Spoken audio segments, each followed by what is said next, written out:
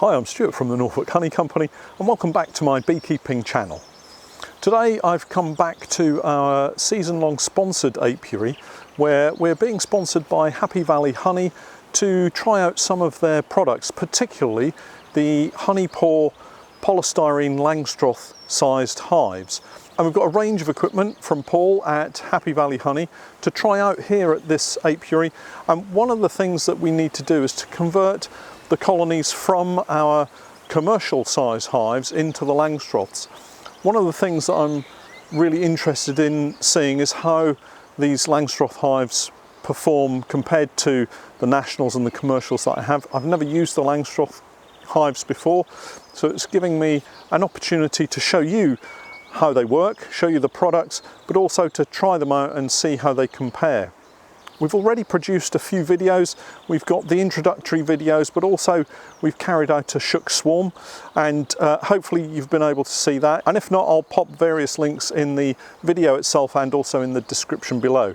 But today I'm going to try out a method of brood comb replacement and at the same time convert into the Langstroths. And this is going to be using the Bailey comb change method.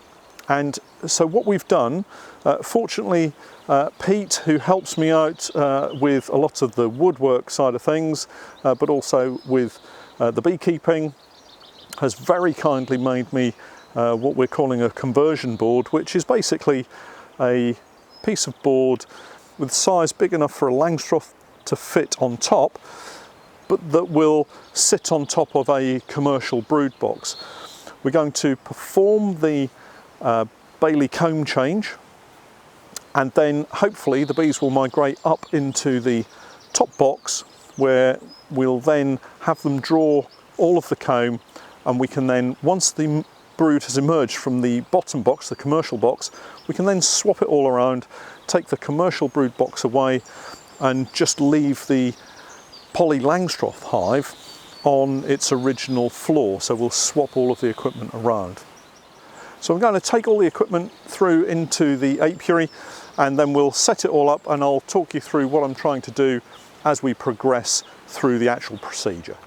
So we're in the apiary and I've got the conversion board with me. So it's just a simple wooden frame that Pete has very kindly cut and screwed together so that the bottom section is going to fit over the commercial brood box.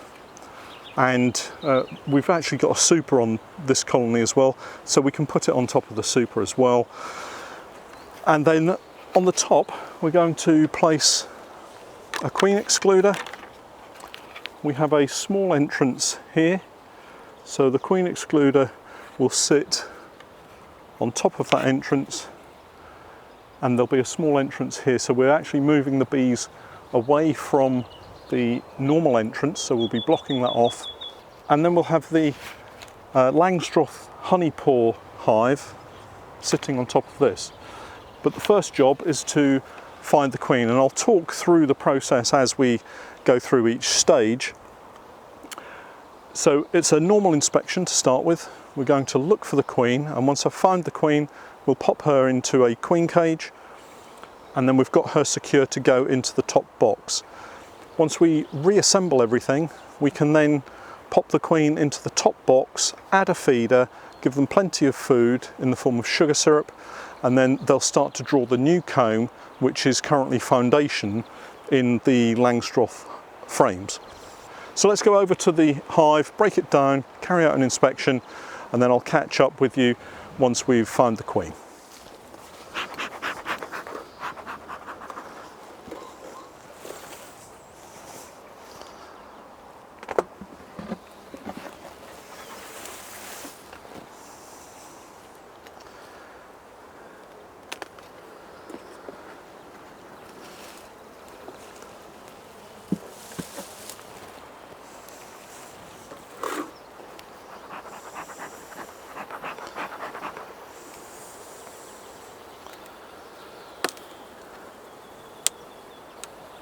So we can remove this queen excluder because we're not going to require this any longer, because there'll be a queen excluder beneath the Langstroth hive.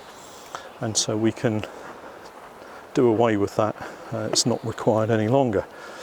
So we're just going to carry out an inspection and just try and find the queen. That's the number one job for us today.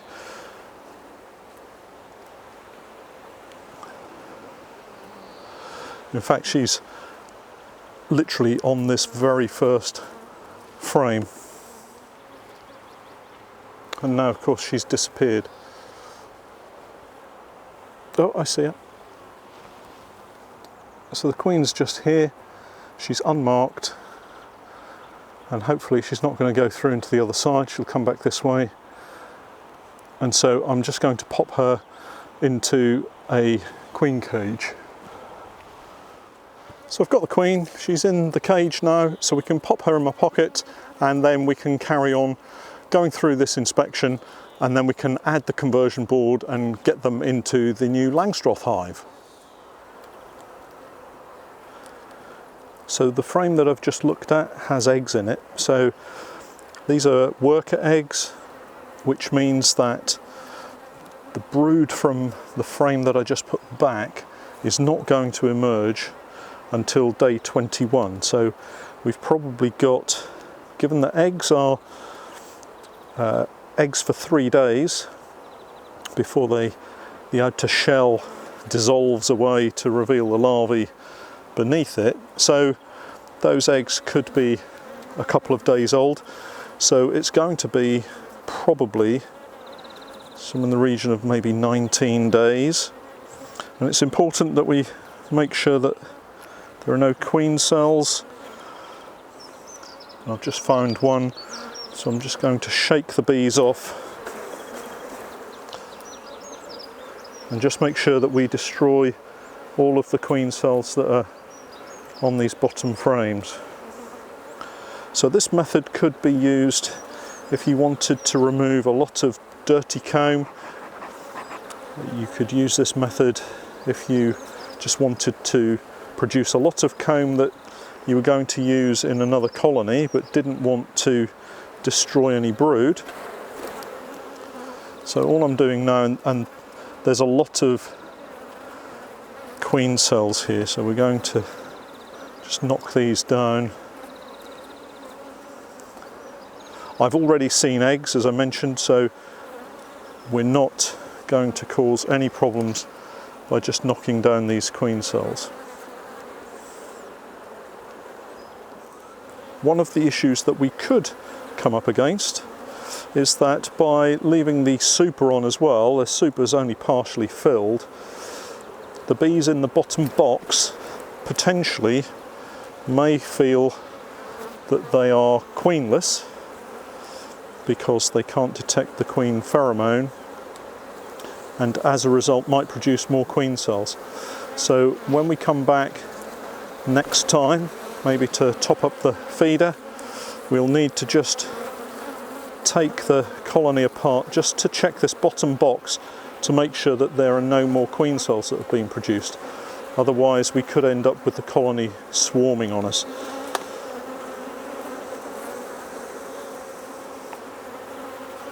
And this is one of the reasons you might want to have a complete change. This comb is really, because I've put it in and the foundation has moved and bowed, this comb has been drawn in a range of different directions, and so it's not really suitable any longer to be used in the brood nest. So that's fine. We've been through, knocked down all of the queen cells, so we can now just close up this bottom box.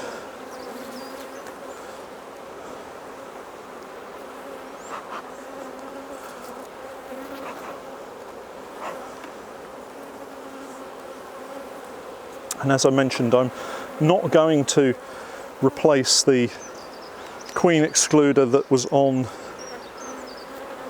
this particular box separating the super from the brood box, because we're going to put a new queen excluder on top of the conversion board. So that's our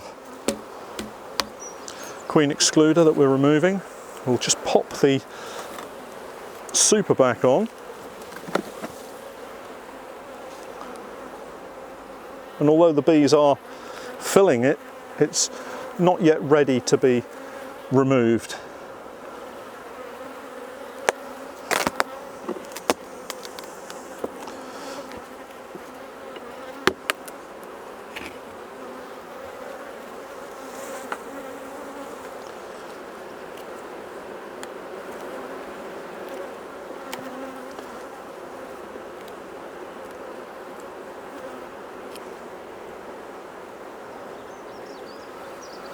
And the bees have been drawing the comb, but not yet filled it sufficiently. So we'll pop that back.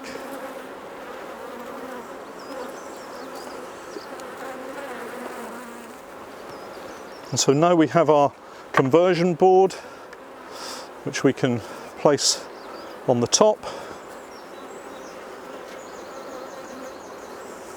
And that fits over the box quite neatly. And then we need to place the queen excluder on top, and that will prevent the queen from, first of all, going back down into the brood box, but also from absconding. We don't want her to fly away because she's going to be placed onto frames of foundation now, and she needs the worker bees to get up there and to draw that foundation out quickly so that she can now start laying more eggs. So let's get the Honey Paw Langstroth hive. So we just place this squarely on top. So the Honey Paw polystyrene Langstroth hives are supplied here in the UK by Paul Beardmore at Happy Valley Honey. I'll put all of the links to his website in the description below, so please do pop over and take a look at them. These are 10 frame Langstroths, and we've just got foundation in these frames at the moment. So the next task is to simply release the queen into this top box. But first I'm going to just knock the bees off the crown board. We're going to place a feeder on the top of this as well. And this is colony number 2, so we need to keep the colony number there. So I've blocked up the front entrance, and the bees are now going to get very confused at the front entrance, and all that remains is to release the queen onto our new foundation. So I've taken the opportunity to mark the queen as well. So she's now got a yellow dot because she was one of last year's queens. So we'll just release her onto the foundation, if I can do it so that you can see. So she's now on the frame. We'll pop the frame into the top. She won't be able to get herself down into the bottom box, and the bees below will detect her pheromone and come back up. And so she's now walking around on the queen excluder at the bottom. We'll pop the feeder on the top. Just rest that there for a moment.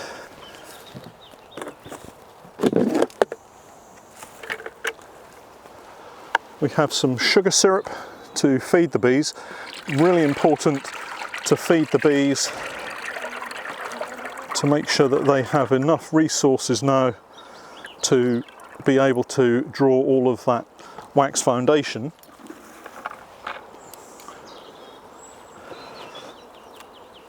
And then the final thing that I'm going to do is I'm just going to dribble a little bit of the syrup from the top down over the bars, and the bees will pick up on that and come up and start feeding. Find the sugar syrup in the feeder. We'll just trickle some down into the feed holes, and then the bees will be up and into that in no time at all. And what we have is the clear cover board, which will sit quite happily on the top of the feeder.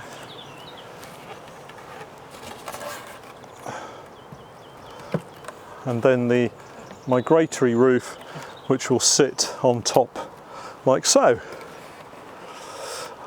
And the migratory roof is a slightly different roof to the one that we used on the previous video, where we had the shook swarm. If you take a look at the shook swarm video, we actually used a telescopic roof. It's basically a roof that sits down below the edge of the box that it's on.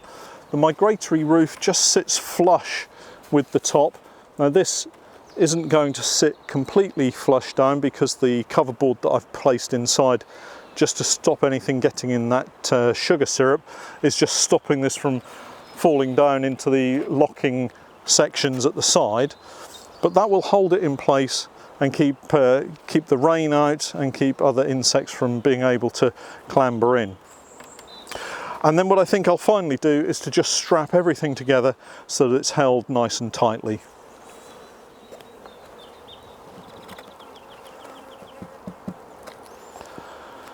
So that's everything strapped down together. I'll bring the camera around to show you the front entrance, but now we can just leave the bees to start moving up into the Honey Paw Poly Langstroth hive and start drawing that comb.